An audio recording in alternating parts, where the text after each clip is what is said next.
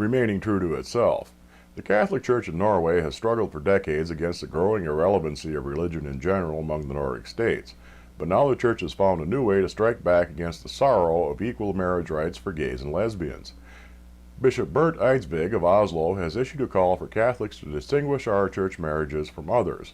To that end, the Norwegian Catholic Church will no longer officiate at civil weddings within the country, putting them at odds with the state Lutheran Church, which has voted by an overwhelming margin to sanction gay marriages at its annual conference. Bishop Eidsvig attempts to rally many Norwegians whom he claims are strongly opposed to same-sex marriage.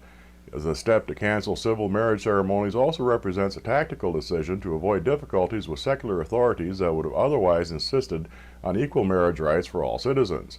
To sidestep the demand for equality, the Church will only perform ceremonies internally for those that match its own standards. Eidsvig remarks that it's unlikely that Pope Francis will address this controversy during his visit to Sweden for an October 31st ecumenical conference commemorating the Protestant Reformation. Nobody puts baby in a contract. The fringe Christian Quiverfull movement, which famously brought us the Duggar brood and all of its dysfunction, has even more surprises up their smarmy sleeves. The pseudo-cult, which seems to believe that the Catholics and Mormons don't go far enough in turning their womenfolk into broodmares, has announced a scheme conceived by their patriarch, Vaughn Ullman, which aims to accommodate fathers of unmarried children, and we do mean children. To this end, Ullman is hosting a Get Them Married retreat, to which parents with daughters not yet old enough to drink on their Vegas honeymoons can be paired with suitable mates, if by suitable one means barely of draft age. The 3-day retreat provides a networking opportunity for the low cost of $1,200, so that those with sons can barter a dowry for those daughters with baby-making and marrying purposes because science. Well, science in the Bible. As Ullman explains, we know from scientific studies, as well as from first-hand knowledge in many cases, that the fertility of women, and even men to some extent, goes down steadily after the age of 20, and dips even more sharply after 30 and 40. This is even more the case if a woman has reached such an age without having had any children yet. So by reason of these facts, it is clear that it's best to marry much earlier than 30 and to better fulfill the command to be fruitful and multiply.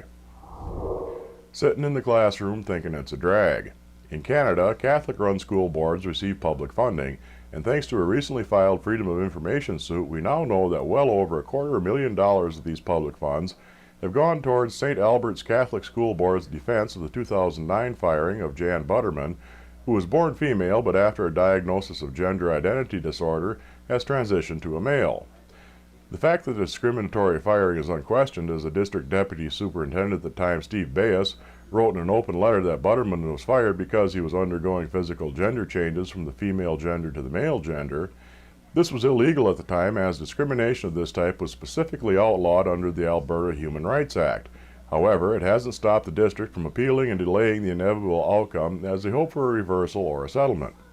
Butterman, however, has refused several offers to settle, as he wishes to have his day in court and to make it clear once and for all that he was wrongfully terminated and his human rights were violated.